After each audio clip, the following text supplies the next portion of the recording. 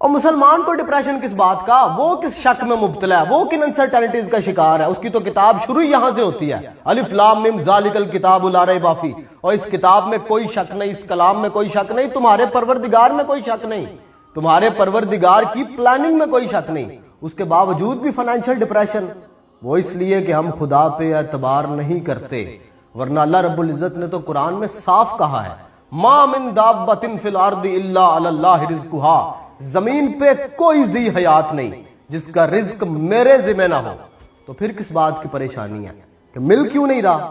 وَيَعْلَمُ مُسْتَقَرَّهَا، میں جانتا ہوں کہ کب تک اسے روک کے رکھنا ہے، تمہارے حوالے نہیں کرنا، تم تو جلد باز ہو، تم تو چاہتے ہو مل جائے، پر مجھے پتا ہے کہ کب تک تمہارے حوالے نہیں کرنا۔ ایک پرفیکٹ ٹائم آئے گا جب تمہیں اس کی سب سے زیادہ ضرورت ہوگی، مجھے پتا ہے تم نہیں جانتے، وَمُسْتُودَعَهَا، اور اس وقت میں اسے تمہارے حوالے کر دوں گا۔ کلٌ فی کتاب مبین، سب میں نے ایک کتاب میں لکھ رکھا ہے۔ اس کے باوجود پریشانی، اگر خدا کی اس بات پہ یقین ہے تو پھر کس بات کی پریشانی ہے؟ جلدی چاہتے ہو سارا ایک ہی دفعہ مل جائے، مل جائے گا، پھر مر بھی جلدی جاؤ گے۔ رزق پہ زندگی ہے، وقت پہ زندگی نہیں۔ یہ بڑے استادوں نے گتھی سلجھائی تھی، رزق پہ زندگی ہے، وقت پہ زندگی نہیں، رزق ختم وقت ختم۔ چلو ایک اور طریقہ بتا دیتا ہوں۔